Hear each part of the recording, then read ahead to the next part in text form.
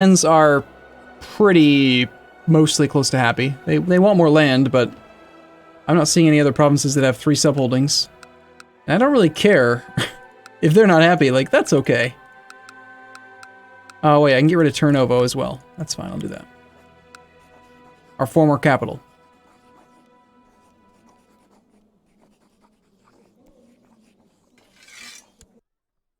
And that puts us at 119,000 max population, and we're relatively stable. Which means that we have population growth at 937 population. Now 732 apparently.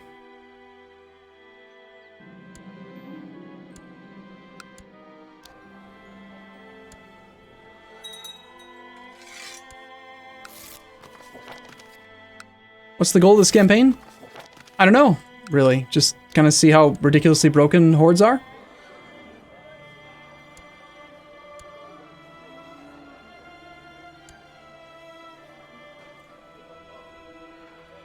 There are 8 tiers to the meat preserver as well. We could get that movement speed bonus.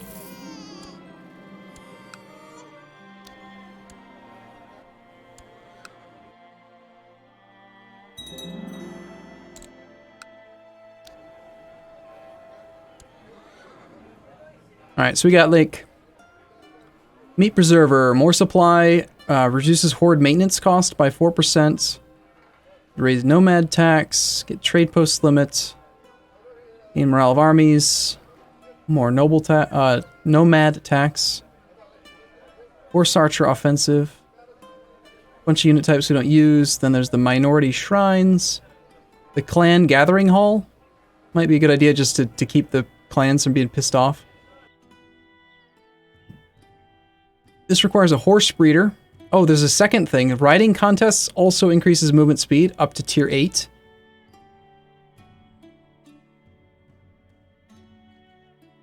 Ooh, max population plus 3%. I need a felt crafter. How do I get a felt crafter? I need sheep. How do I get sheep? I want sheep.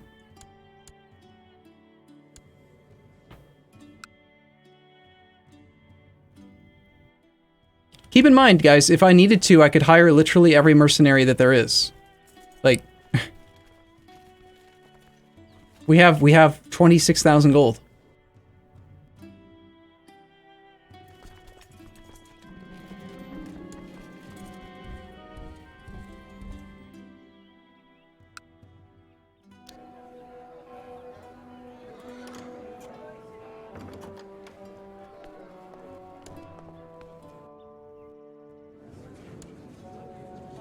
Still always looking for a slightly better steward, because every percent we can get on this oversea construction is better than the last percent, because that's just, you know, how math works. When you approach a 0% multiplier. Apparently I can seek treatment for illness because I have an illness. I have the gout.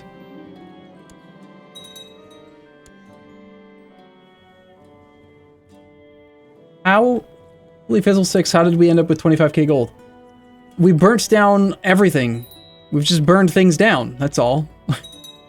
Everything we conquer, we just burn it down. So that the horses have food.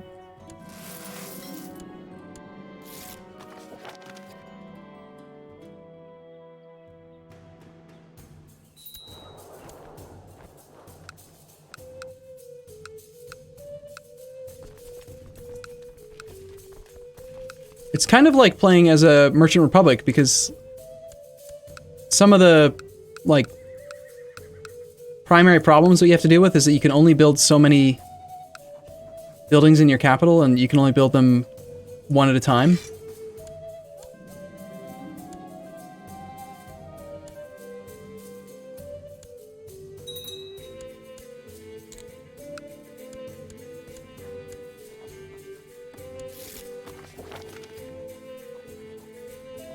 My wife wants to see me dead.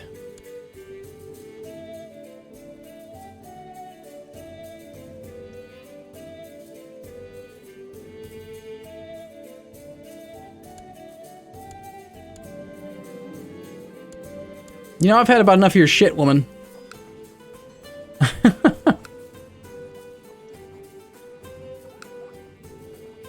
I can divorce her. Yeah, let's just do that.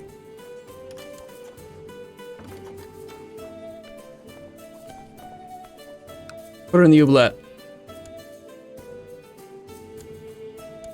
I'll find a new woman. A better woman.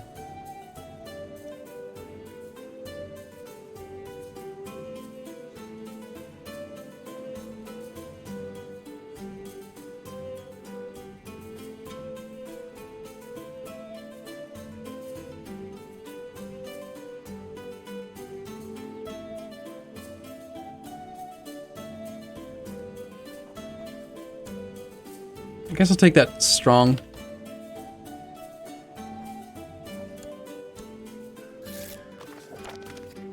She also owns land in the middle of nowhere, which is kind of weird. At 47, your acquaintance, also known as my former wife. Well, she was gonna kill me. It's not my fault. I mean, she deserved it. She was asking for it. And not in the fun kind of way.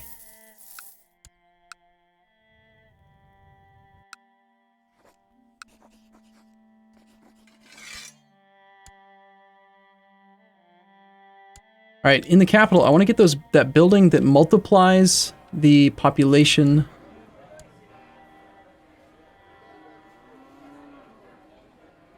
Global trade route wealth for trade posts, +2. Wow. I need a gear crafter. I need it now.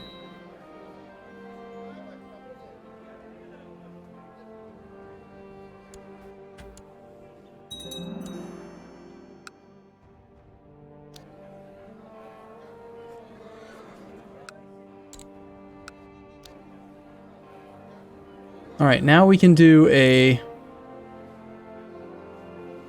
belt crafter. Belt crafter will just give us a tiny bit of nomad tax and apparently global winter supply. And then we can do the Gur crafter, which will give us a max population multiplier, which is going to be worth more, 3%, assuming that the math multiplies with, well, here's how I would expect the math to go. It's going to be 1,000 times 96 plus 11750 minus the manpower of 12231 equals 95,519. Then that should get multiplied by 1.03. So we end up with a gain of 2,865, which is actually not quite, I think, as good as like the current tier of Volkswagens and stuff, but very, very close. And of course, percentages end up becoming very good. What's the point of population? Well, we figured out lately that population determines your income. We have this thing called nomadic tax. Current population, we get 29.81 because we have a population of 61,061. I don't know how the math works, but population gets multiplied by some number and then it gives you money. And then that's where our actual income comes from, aside from the 26,000 ducats we got from burning everything down.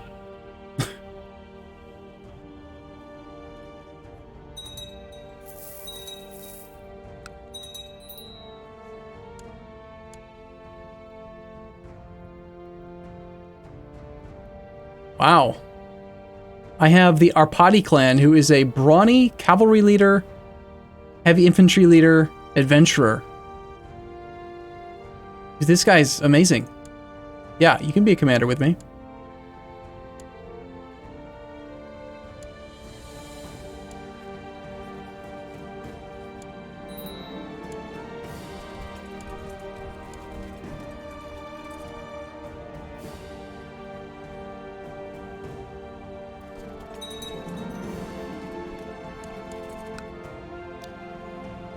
All right.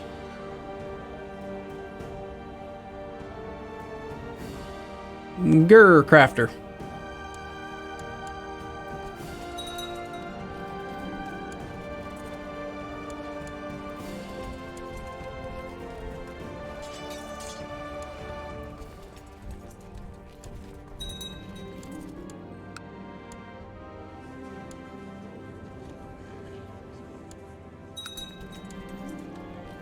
Man, this marshal is doing a great job. He keeps on raising the base stats, my marshals, like, my commanders by a ton. What is a Gur? I have no idea. Is there even anyone left to remotely challenge you? I doubt it. I mean, we completely stack wipe Byzantium. Independent states, army size. Largest army is ours, Magyar at 13,500. Next largest is Karnata. The Rata Kingdom. Kingdom of Kamata. Over in India. And that's kind of far away. I do have potential CBs. I could invade Rata. Oh, that's funny. He's too distant to interact with. Well, in theory, I could attack him if I didn't have the distance interaction.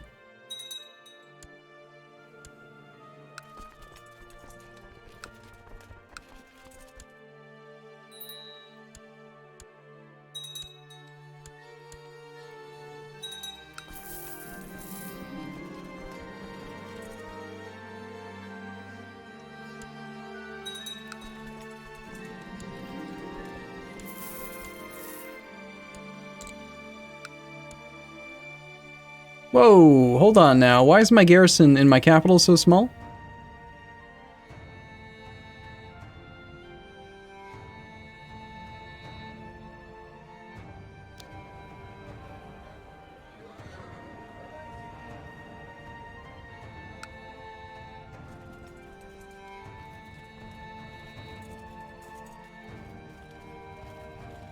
This might be a mistake, but I'm just going to do this.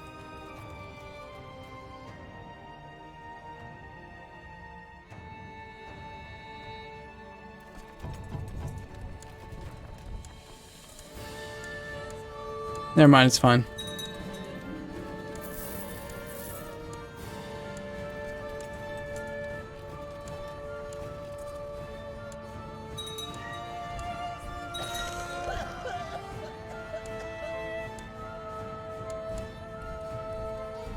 Please leave my capital alone.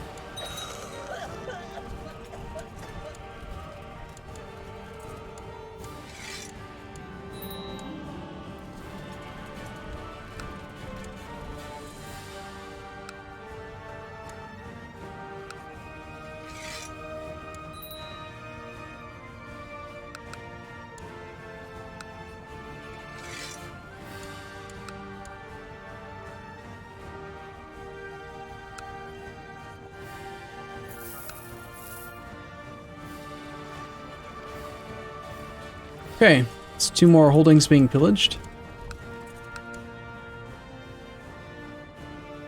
Clans are pretty much totally fine. They've got, I don't know.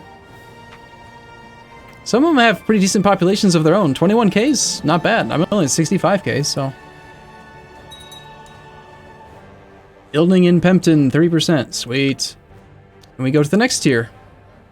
Requires Feltcrafter 2, which requires Sheep 2. And sheep require lots of time.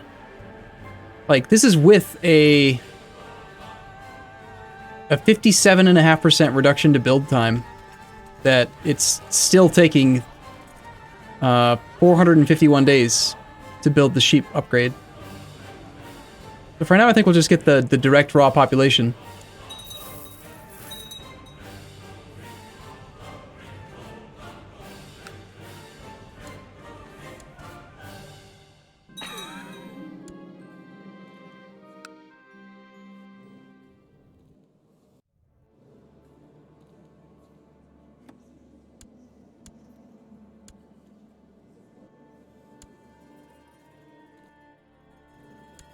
We have another son here who is a bit frail, but he is somehow ambitious despite his frailty.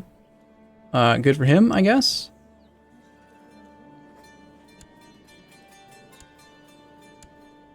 This one's mad at me because he thinks I'm a tyrant. What, am I an actual tyrant? I don't think I am. Did I mess up? Am I a tyrant? I'm a tyrant.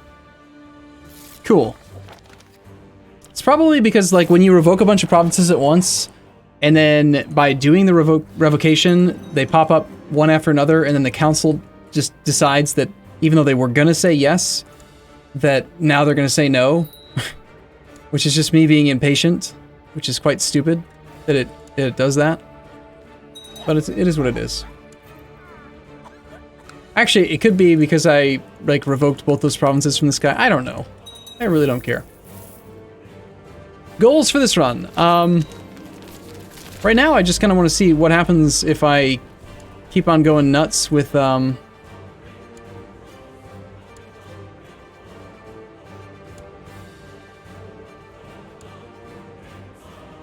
mean, we are insanely strong right now.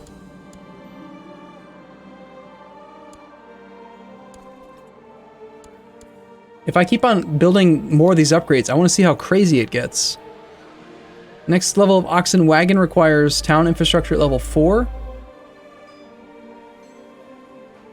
And the cattle pens to be at 7, so I might as well pre-build the cattle pens. And town infrastructure at level 4 is not currently possible. We only get tech. We don't get tech the normal way. We have to burn stuff down. But even with that, I can almost take tech 4, like, really far ahead of time.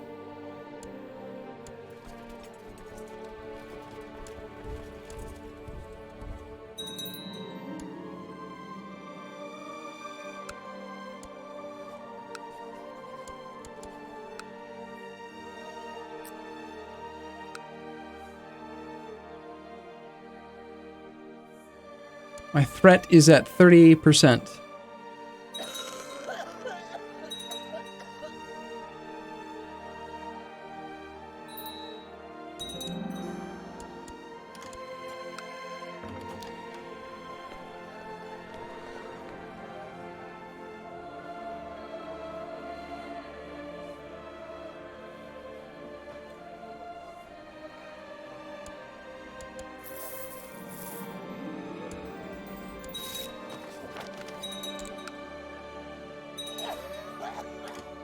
We are slowly losing money. I wonder if this trick works. If I toggle looter, looter armies only cost 10% maintenance if you're at peace.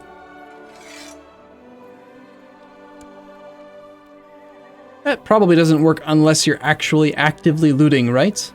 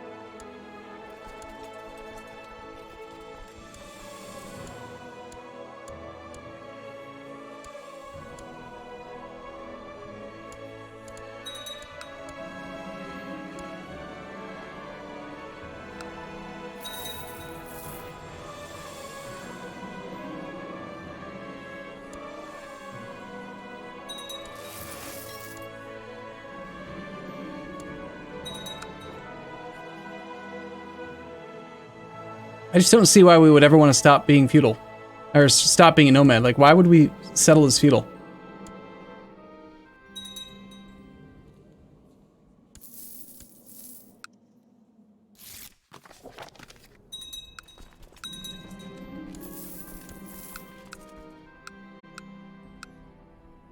Looks like we only get